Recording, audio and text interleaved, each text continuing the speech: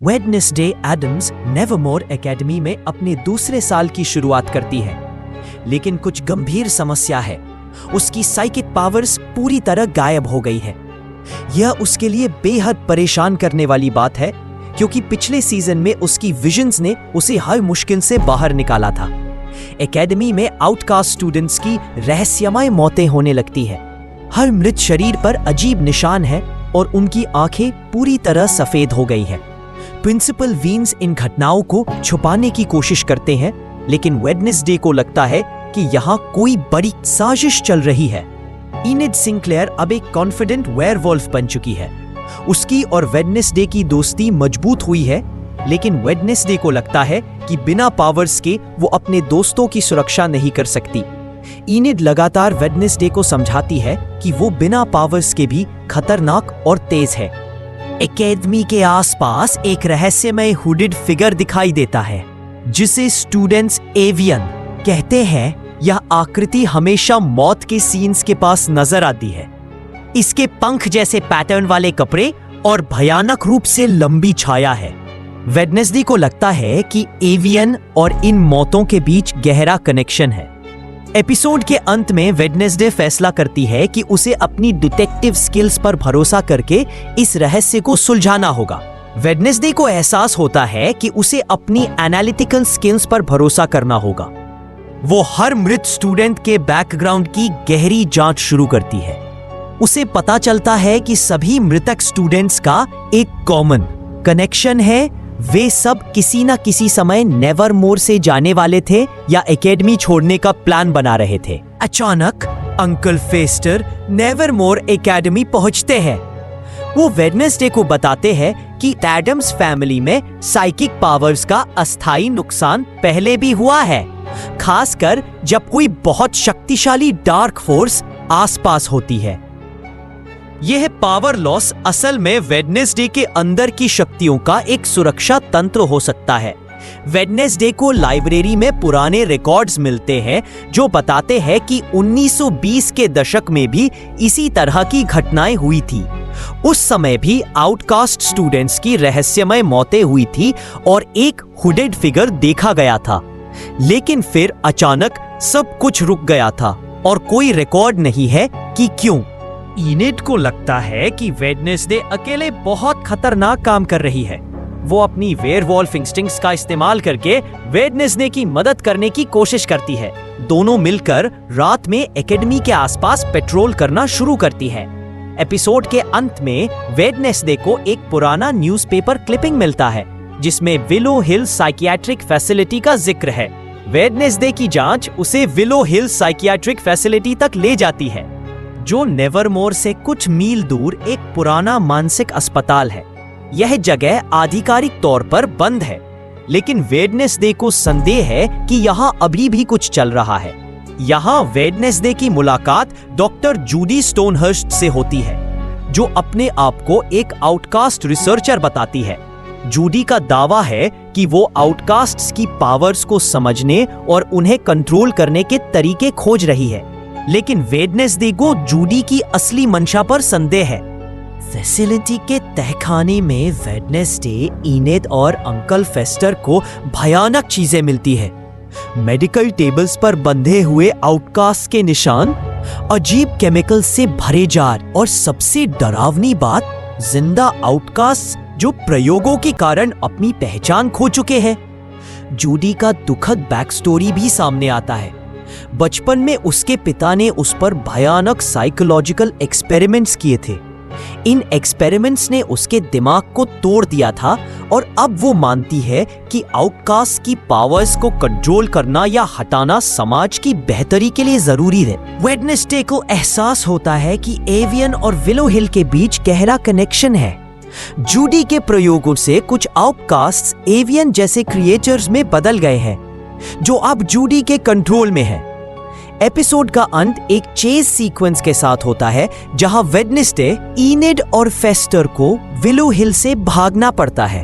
इस एपिसोड में बड़ा खुलासा होता है कि जूडी स्टोनहर्स्ट ने आउटकास्ट्स की पावर्स को एक्सट्रैक्ट करने का तरीका खोजा है। वो इन पावर्स को अपने अंदर ट्रांसफर कर रही है ताकि वो एक सुपर पावर्ड इंसान बन सके। एपिसोड के क्लाइमैक्स में जूडी के आदेश पर टाइलर वेडनेसडे पर हमला करता है। एक भयानक फाइट के दौरान टाइलर वेडनेसडे को विलो हिल की तीसरी मंजिल की खिड़की से धक्का देता है। वेडनेसडे गिरती है, लेकिन अंकल फेस्टर की मदद से बच जाती है। एपिसोड का अंत इस डरावने नोट पर होता है कि जूडी का अगला टारगेट इनेड है, क्योंकि वेयरवुल्फ पावर्स बहुत रेयर और पावरफुल होती है। वेडनेसडे को एक धुंधली विजन आती है जिसमें वो इनेड को खतरे में देखती है। Mid season finale Cliff hanger के साथ खत्म होता है। जूडी ने नेवरमोर एकेडमी पर अपने कंट्रोल क्रिएचर्स भेज दिए हैं। वेडनेसडे विलो हिल से गिरने के बाद अस्पताल में रिकवर कर रही है। उसकी साइकिक पावर्स धीरे धीरे वापस आने लगती है, लेकिन वे अभी भी कमजोर है।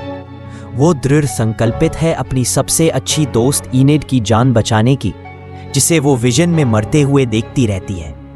जूडी स्टोनहर्स्ट का असली मास्टर प्लान सामने आता है। वो सिर्फ पावर्स चुराना नहीं चाहती, बल्कि एक ऐसी क्योर बनाना चाहती है जो सभी आउटकास्ट्स को नॉर्मल बना दे। उसका मानना है कि आउटकास्ट समाज के लिए खतरा है और उन्हें ठीक करना जरूरी है। वेडनेसडे, इनेड, अंकल फेस्टर और यहाँ तक कि एकेडमी के कुछ टीचर्स भी मिलकर जूडी को रोकने की योजना बनाते हैं। बियांका बार्कले भी टीम ज्वाइन करती है, क्योंकि उसे लगता है कि जूडी उसकी सायरन पावर्स के पीछे भी पड़ सकती है। वेडनेसडे को पता चलता है कि विलो हिल सिर्फ एक साइकियाट्रिक फैसिलिटी नहीं थी। 1920 के दशक में यहाँ गुप्त सरकारी प्रयोग होते थे आउटकास्ट्स पर। जूडी ने उन पुराने रिसर्च पेपर्स को खोजा था और उन्हें आगे बढ़ाया था। एपिसोड के अंत में इनेड को एक फेक मैसेज मिलता है जिसमें उसे विलो हिल आने के लिए कहा जाता है। वेडनेसडे को एहसास होता है कि यह जूडी का जाल है। जूडी इनेड को किडनैप करने की कोशिश करती है, क्योंकि वेयरवुल्फ जीन्स अत्यंत रेयर है और उनमें भयानक शक्ति होती है। इनेड को बचाने के लिए पूरी टीम कार्यवाही में आती है। यहाँ हमें इनेड की फुल वेयरवुल्फ फॉर्म देखने को मिलती है, जो पहले से कहीं ज्यादा पावरफुल है। धीरे धीरे पता चलता है कि टाइलर वास्तव में जूडी के मानसिक नियंत्रण में है। वो अपनी मर्जी से वेडनेसडे या किसी और को नुकसान नहीं पहुंचाना चाहता। वेडनेसडे को टाइलर को जूडी के कंट्रोल से मुक्त कराने का तरीका खोजना होता है। पहली बार वेडनेसडे को एहसास होता है कि वो अकेले हर समस्या का समाधान नहीं कर सकती। उसे अपने दोस्तों और परिवार पर भरोसा करना पड़ता है। यह उसके लिए एक बड़ा इमोशनल मोमेंट है।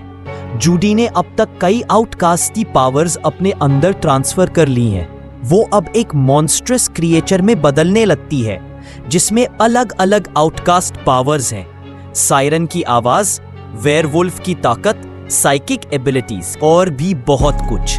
एपिसोड का अंत एक इंटेंस फाइट सीन के साथ होता है, जहां वेडनेसडे की टीम और जूडी के कंट्रोल्ड क्रिएचर्स के बीच युद्ध छिड़ जाता है। यह एपिसोड पूरी तरह एक्शन से भरा हुआ है। वेडनेसडे, इनेड, अंकल फेस्टर, बियांका और अन्य नेवरमोर स्टूडेंट्स मिलकर विलो हिल फैसिलिटी पर अंतिम हमला करते हैं।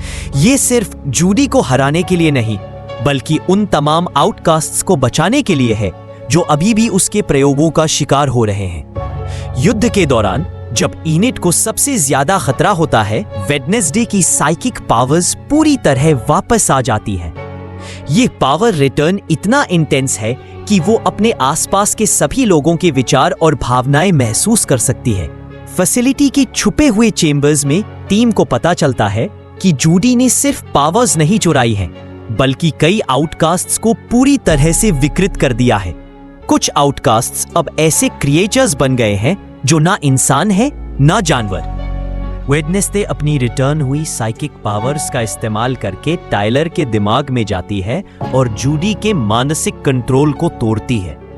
टाइलर को अपनी वास्तविकता का एहसास होता है और वो जूडी के खिलाफ हो जाता है। एपिसोड के अंत में सभी तैयार हो जाते हैं जूडी के साथ फाइनल बैटल के लिए, लेकिन जूडी अब एक भयानक हाइब्रिड मॉन्स्टर बन चुकी है। सीजन का फिनाले और जूडी स्टोनहर्स्ट के बीच एपिक शोडाउन है। जूडी अब एक भयानक हाइब्रिड क्रिएचर बन चुकी है जिसमें दर्जनों आउटकास्ट पावर्स है।